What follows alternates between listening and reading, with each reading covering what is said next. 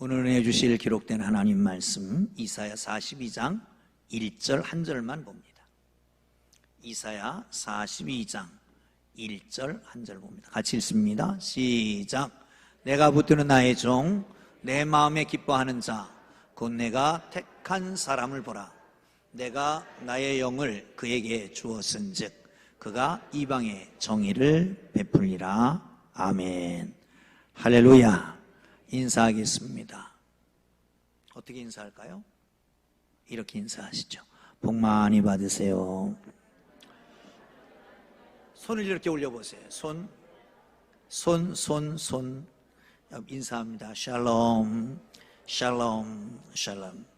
하나님의 평강이 함께하기를 주의 이름으로 축원합니다. 아멘. 오늘 광고가 좀 어땠던가요? 너무 컸지요? AI가 조금 덜 훈련돼서 그렇습니다. AI, 웬만한 음식점에 가면 테이블로 음식을 배달해주는 기계를 만나게 됩니다. 인공지능 AI의 도움을 받게 되는 것이죠. 인공지능이라고 하는 것은 사람이 지능할 수 있는 사고, 학습, 모방, 자기개발 등을 컴퓨터가 할 수 있도록 연구하는 컴퓨터 공학 및 정보기술 분야라고 말할 수 있습니다. 언제부터 시작됐냐 하면 50년대에 MIT 공대의 AI 연구소에서 시작됐고, 그 때를 같이 해서 카네기 멜론 대학에서도 인공지능 연구소가 실험 학문으로 시작되었습니다. 초기에는 인공지능, 게임, 바둑 등의 분야에 사용되게 되었지만 이제는 점차 실생활에 의용되게 되어 가고 있습니다. 여러분 아시는지 모르겠습니다만은 지난 1월 10일 라스베이거스에서 CES 2024 전시회가 있었습니다.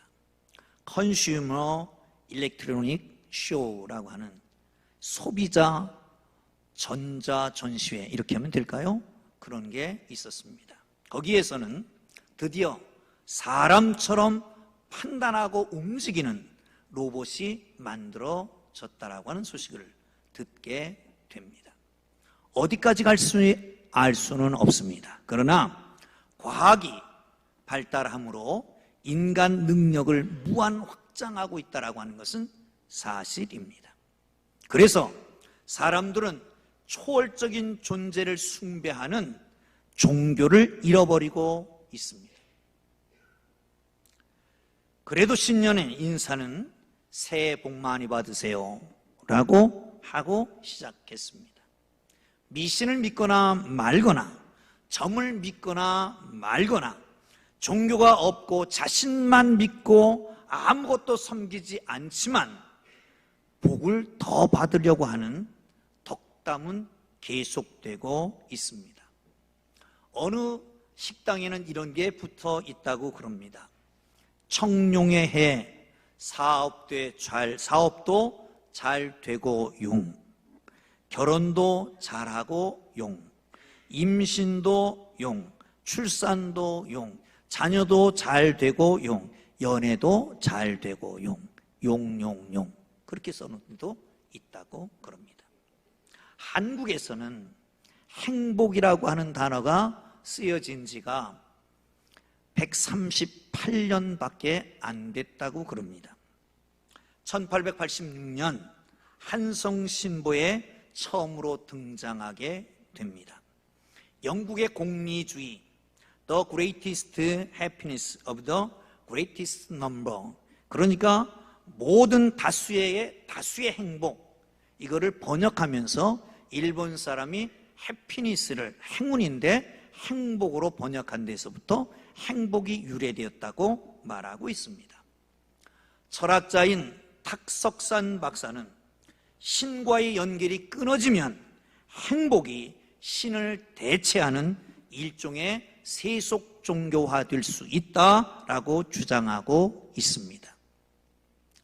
지난 연말에 목욕탕에 갔는데 벌거벗은 몸으로 잠깐 몸을 씻으려고 나왔더니 사장님이 목사님 새해 복 많이 받으세요. 엉격거래. 사장님도 새해 복 많이 받으세요. 그리고 몸을 씻다 생각하니까 좀 석연치 않아요. 왜? 아니 자기가 뭔데 목사한테 새해 복 많이 받으라고 그래? 아니 복의 근원이 어딘데? 복이 누가 주는데? 당연히 목사가 목사가 그 사람한테 새해 복 많이 받으세요 그래야 될 거지. 하나님의 복을 받으라고 해야 될 거지. 자기가 뭔데 복을 만들어주는 사람도 아니고 복을 줘. 사랑하는 성도 여러분, 그러나 여러분은 충분히 복을 빌어줄 만한 충분한 자격이 있습니다. 아멘. 할렐루야. 왜 그럴까요? 우리는 복의 근원 되시는, 복을 만드시고 복을 베푸시는 그 하나님의 자녀이기 때문입니다. 아멘. 옆에 사람한테 인사합니다. 복 받으세요. 복 많이 받으세요. 행복하시기를 주의 이름으로 축원합니다. 할렐루야. 여러분, 어떤 사람에게 하나님의 복을 주실까요? 어떤 사람? 저는 하나님이 기뻐하시는 사람에게 줄 것 같다. 오늘 본문은 제2 이사야라고 하는 이사야 40장부터 55장까지 여호와의 종의 노래가 4번 나오는데 그 중에 첫 번째 종의 노래입니다. 이사야가 이 종을 묘사하면서 앞에 형용사를 이렇게 했습니다. 나이가 붙드는 나의 택한 자, 나의 마음이 기뻐하는 자라고 말합니다. 이게 누구냐? 이스라엘이고 메시아고 지금 우리는 예수 그리스도라고 믿고 있습니다. 여호와께서 당신이 기뻐하는 자에게 당신이 선택해서 당신의 영을 부어주셔서 당신의 일을 하게 하십니다. 그리고 그 일을 다 마치는 것을 보고 당신이 기뻐하시는 겁니다. 아멘. 다시요. 하나님께서 여러분을 선택하셨습니다. 하나님이 기뻐하시기에 선택하셨습니다. 뿐만 아니라 하나님의 성령을 여러분에게 부어주십니다. 은사를 주십니다. 그래서 일을 하게 하십니다. 그 일하는 것을 보고 그 일의 결과를 보고 하나님은 기뻐하시는 걸 믿으시기를 축원합니다. 그 하나님의 기쁨이 우리의 기쁨이 되는 거고 우리의 행복이 되는 겁니다. 아멘. 왜 그렇습니까? 종은 주인을 기쁘시게 하면 됩니다. 그러면 종이 기쁘게 하는 그 기쁨을 받고 나서 그 주인은 종에게 축복해 주기 때문입니다. 아멘. 우리는 하나님의 종들입니다. 하나님을 기쁘시게 하기 위해서 살아갑니다. 하나님을 기쁘시게 하면 당연히 하나님께서는 우리에게 기쁨을 주고 행복을 주게 될 걸 믿으시기를 축원합니다. 그래서 오늘은 하나님을 기쁘시게 함으로 주어지는 행복에 대해서 함께 나누려고 합니다. 그러면 하나님은 뭐를 기뻐하실까요? 뭐를? 성경을 봅니다. 누가복음 15장 32절 시작. 이 내 동생은 죽었다가 다시 살아났으며 내가 잃었다가 얻었기로 우리가 즐거워하고 기뻐하는 것이 마땅하다 하니라. 아멘. 여러분 무슨 말씀인지 알겠죠? 이것은 탕자의 비유입니다. 돌아온 아들의 비유입니다. 탕자가 돌아왔습니다. 모든 것을 다 탕진하고 돌아왔습니다. 아버지 앞에 무릎을 꿇습니다. 그리고 아버지에게 얘기합니다. 나는 죄를 졌습니다. 그러니 아들로 있기를 감당하지 못하겠습니다. 나를 종의 하나로 써주십시오. 마땅히 그래야 됩니다. 근데 사실 그것도 마땅치 않습니다. 왜? 일도 안 해본 사람이 외양간에서 종의 일을 할 수가 없기 때문입니다. 어쨌든 그렇게 계속 자기가 말하는데 자기 실수를, 자기의 죄를 고백하고 있는데 막습니다. 다 하지도 못하게 합니다. 그리고 말하길 종에게 명령해서 옷을 가지고 와라, 새 옷을 갈아입혀라, 신을 신겨라, 그리고 잔치를 베풀어라, 가락지를 끼워라 라고 말합니다. 이 모든 것은 회복을 말합니다. 옷을 갈아입혀요. 가락지는 거기에 권위가 있는 것이에요. 신발은 아들에게만 신기는 것이에요. 잔치를 베풀어요. 기쁨과 감사와 감격이 있는 거죠. 다른 것 아무것도 생각하지 않습니다. 죄를 지었느냐 안 지었느냐, 못된 짓을 했느냐 안 했느냐 상관없습니다. 살았다 돌아왔고 죽었다 살아났고 나갔다가 돌아왔던 것, 그것만 생각하고 있는 거예요. 그런데 형이 들어왔습니다. 들어오지 않고 밖에서 버티고 있습니다. 아버지가 쫓아갔습니다. 달랩니다. 막무가내입니다. 아버지! 도대체 나는 아버지 앞에 불순종한 것 없고 정말 빼빠지게 고생했는데 나를 위해서는 염소 새끼 하나도 주지 않고 친구들과 잔치 한번 베풀어 주지 않았는데 이놈! 장기들과 아버지의 살림살이를 다 탕진하는 이를 위해서는 뭘 하는 겁니까? 그때 아버지는 뭐라 그럽니까? 얘야, 이 모든 것이 다 네 것 아니냐? 저는 죽었다 살았고 나갔다 돌아오지 않았느냐, 잃었다 찾지 않았느냐, 거기에만 관심이 있는 거란 말이죠. 그러니 기뻐하고 즐거워하자 잔치를 베푸는 거예요. 여러분, 하나님께서 기뻐하시는 것은 이 하나님 아버지의 마음을 가지고 있는 겁니다. 하나님이 가장 기뻐하시는 것은 뭘까요? 다른 게 아니라 한 영혼을 구원하는 것이다. 아멘. 할렐루야. 자, 따라합니다. 옆에 사람하고 인사합니다. 하나님을 기쁘시게 합시다. 어떻게 기쁘게 하요? 한 영혼을 구원합시다. 시작. 한 영혼을 꼭 구원합시다. 아멘. 예수님이 오신 이유를, 인자가 온 것은 잃어버린 자를 찾기 위해서 왔다고. 다른 사람 많이 모여 있는데도 밖으로 나가는 이유는 다른 동리에도 이와 같이 복음을 증거하기 위해서 내가 왔노라 말씀합니다. 스펄전 목사님 그런 얘기를 합니다. 예수님이 한 영혼이 회개하고 돌아오면 얼마나 기쁜지 눈물을 흘리시는데 그 눈물이 모두 우리가 수용할 수 있을 만큼 눈물을 흘리신다. 얼마나 기뻐하시면 그럴까? 사랑하는 성도 여러분, 그렇습니다.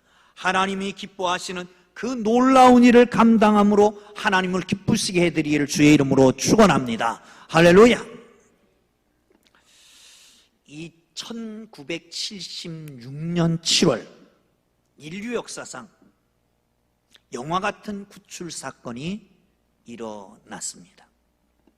이 발단은 1976년 6월 27일 아테네 공항을 떠난 에어 프랑스 항공기가 하이체킹을 당했습니다. 공중에서 납치당한 겁니다. 이것은 아랍의 테러리스트들에 의한 것이었습니다.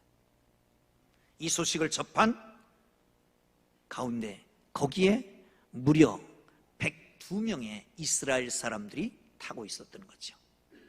이스라엘의 라빈 수상이 즉각적으로 긴급 내각 회의를 소집합니다.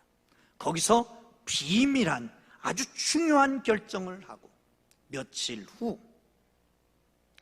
요나단 나타냐후 당시 30살 대령을 필두로 해서 특별작전요원이 6대의 비행기를 타고 그리고 저공 비행을 해서 우간다의 수도에 있는 공항에 도착합니다. 그리고 작전 시간은 15분에서 20분 사이 112명의 인질들을 다 데리고 그리고 유유히 이스라엘로 돌아오게 됩니다.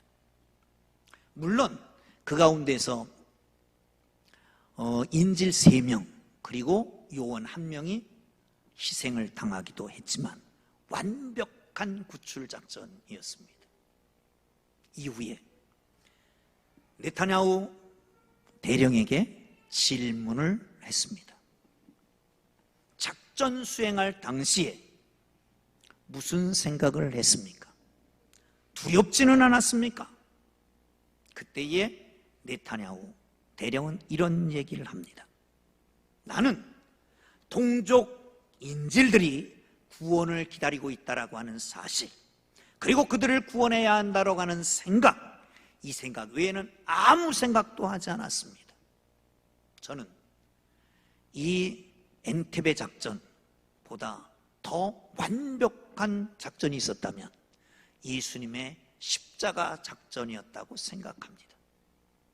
예수님께서 십자가에 달려 돌아가시고 모든 사람을 구원하시는 이 놀라운 사건, 예수님, 부활하신 예수님께 물었다면 어떻게 대답할까요? 예수님, 십자가가 두렵지 않았습니까? 얼마나 고통스러웠습니까? 무슨 생각을 하고 계셨습니까? 그러면 네타냐와 비슷한 대답을 하지 않았을까? 나는 사람들이 나의 구원을 기다리고 있다라고 하는 이 사실과 내가 그들을 구원해야 한다라고 하는 이 생각 외에는 아무 생각도 하지 않았다라고 말하지 않겠습니까? 사랑하는 성도 여러분, 바로 그겁니다. 우리 주님이 기다렸던 것, 우리 주님이 원하신 것, 하나님이 바라시는 것은 바로 우리 모두의 구원을 위한 바로 그것이었는데, 아직도 그 자리에 들어오지 못한 사람을 위해서 눈물을 흘리고 있는 그분을 생각하고 복음 증거하는 일에 최선을 다하기를 주의 이름으로 축원합니다. 주님을 기쁘시게 하기를 주의 이름으로 축원합니다. 김구 선생님 말씀 알잖아요. 당시에 김치선 목사님이 섬기던 남대문 교회의 집사님이었습니다. 그분은 이런 얘기를 했습니다. 이 땅에 1000개의 파출소가 세워지는 것보다 1개의 교회가 세우는 것이 더욱 유익하다라고 말합니다. 여러분, 그렇습니다. 바로 그 교회를 통해서 이 나라, 이 민족 가운데 복음이 선포되고 하나님의 거룩한 찬양을 하고 영광을 돌리고 기도하고, 그러면 하나님의 복음이 이 땅과 이 민족 위에 7500만 남북 모든 백성들 위에 퍼지게 된다면, 그렇게 된다면 이 땅의 전쟁의 소문은 사라질 것이고 복음으로 평화 통일이 되게 될 것을 믿으시기를 축원합니다. 그게 바로 하나님을 기뻐하시게 하는 일입니다. 그게 바로 애국에 애족하는 일입니다. 사랑하는 성도 여러분, 주님께서 승천하시면서까지도 너희는 모든 족속으로 제자를 삼아 아버지와 아들과 성령의 이름으로 세례를 베풀고 내가 내게 분부한 모든 것을 가르쳐 지키게 하라. 볼지어다 내가 세상 끝날까지 너희와 함께 있으리라고 말씀하셨던 우리 주님의 이 간절한 소원, 세상 끝날까지 너와 함께 하시라고, 세상 끝날까지 너를 붙들어 주라고, 세상 끝날까지 너를 도와주리라고 약속하셨던 그것은 복음 증거하는 사람을 위해서인 것을 믿으시기를 축원합니다. 그러기에 복음 증거하면 하나님이 기뻐하실 것입니다. 그 하나님의 기쁨은 우리의 기쁨이 될 것이고 그것이 바로 우리의 행복이 되는 걸 믿으시기를 축원합니다. 한 사람을 구원함으로, 한 영혼을 구원함으로 행복한 삶을 살기를 주의 이름으로 축원합니다. 할렐루야. 자, 로마서 12장 1절 봅니다. 히터를 좀 꺼도 될 것 같은데요. 저만 덥나요? 로마서 12장 1절입니다. 시작. 그러므로 형제들아, 내가 하나님의 모든 자비하심으로 너희를 구원하노니 너희 몸을 하나님이 기뻐하시는 거룩한 산제사로 드리라. 이는 너희의 드릴 영적 예배니라. 아멘. 로마서는 어떤 분이 그런 말을 했습니다. 로마서 한 권과 영국에 있는 대형 박물관을 바꾸지 않겠다 라고 할 만큼 아주 귀한 복음입니다. 1장부터 11장까지는 교리편이고 12장부터는 16장까지 생활편입니다. 다시 말하면 구원받은 사람이 어떻게 살아야 되느냐라고 하는 것을 얘기하면서 제일 첫 절에 말씀합니다. 하나님이 기뻐하시는 거룩한 산제사로 드리라. 이것이 너희들의 영적 예배니라. 할렐루야. 하나님께서 가장 기뻐하시는 일, 그리고 바울이 지적하고 있는 일, 예수 그리스도께서 원하셨던 일, 하나님을 기쁘시게 하는 거룩한 산제사인 것을 믿으시기를 축원합니다. 할렐루야. 할렐루야. 그렇습니다.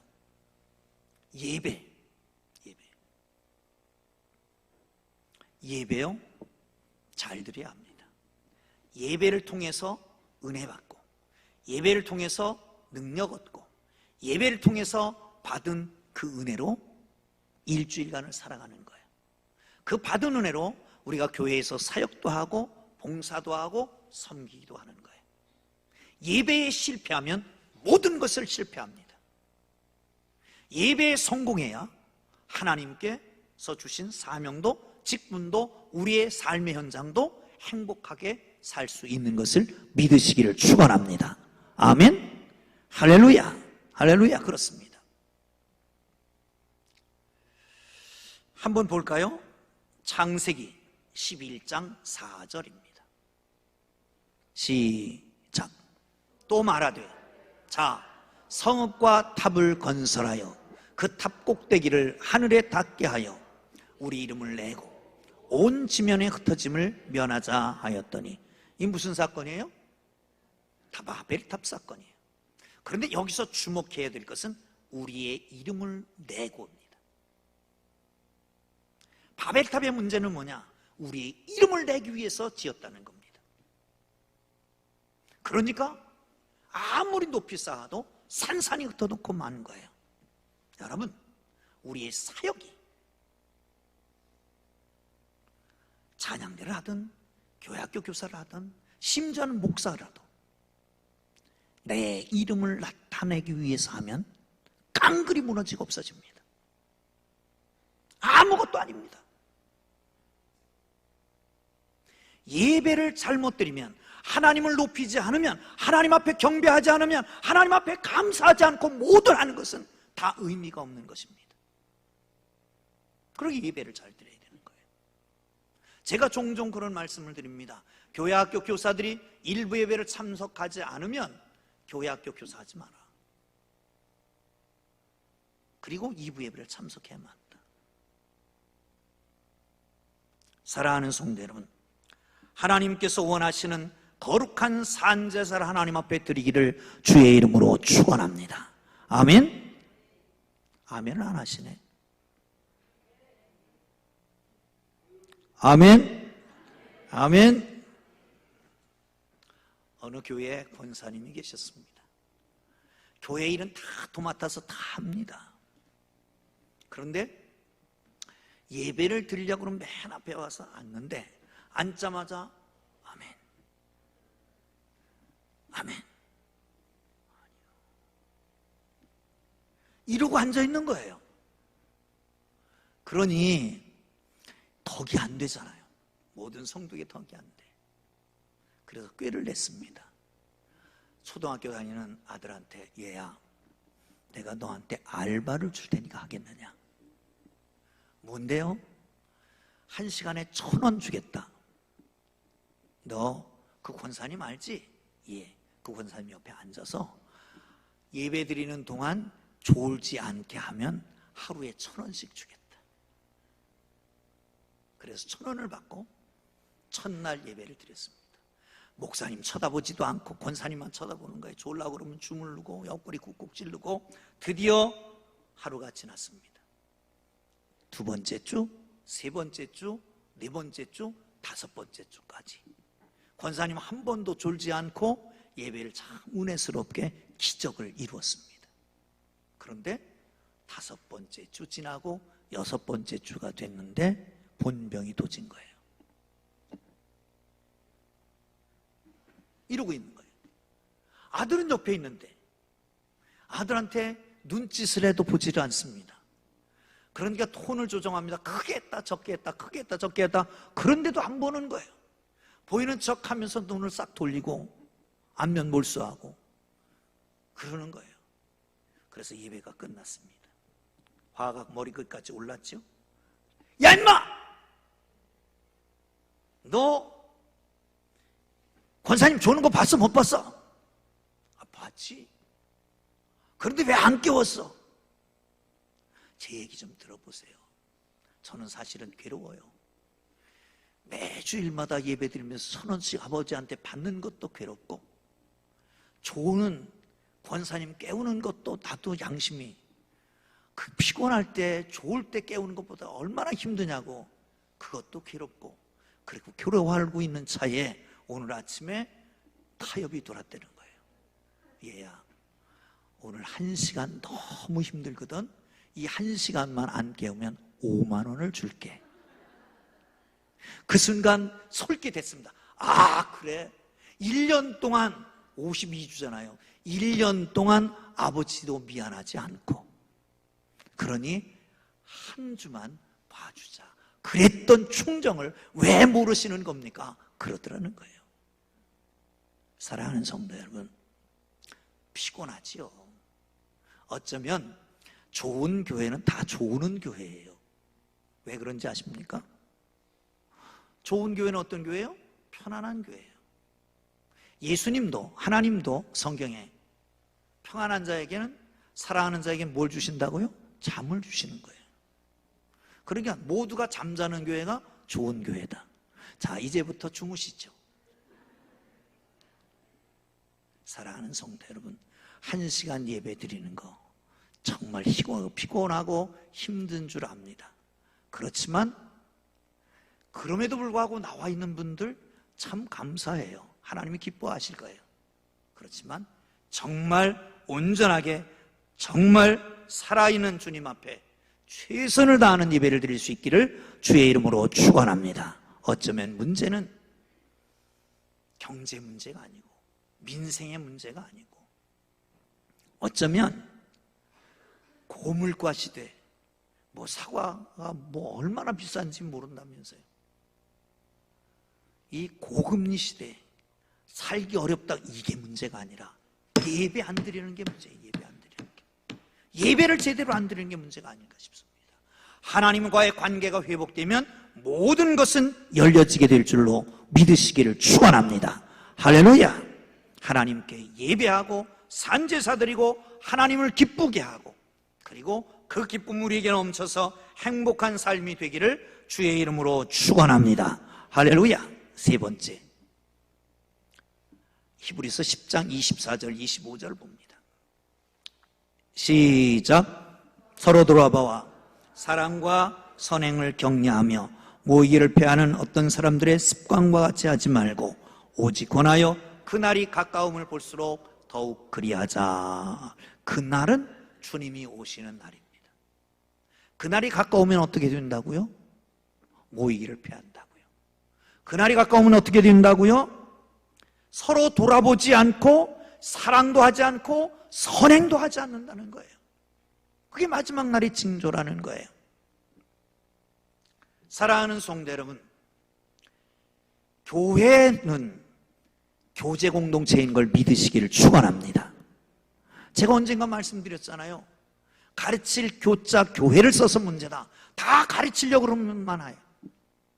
권사님이 집사님 가르치고, 교회 학교에서 가르치고, 제자 훈련하면서 가르치고, 이제는 장로가 목사 가르치려고 그러고, 집사가 권사 가르치려고 그러고.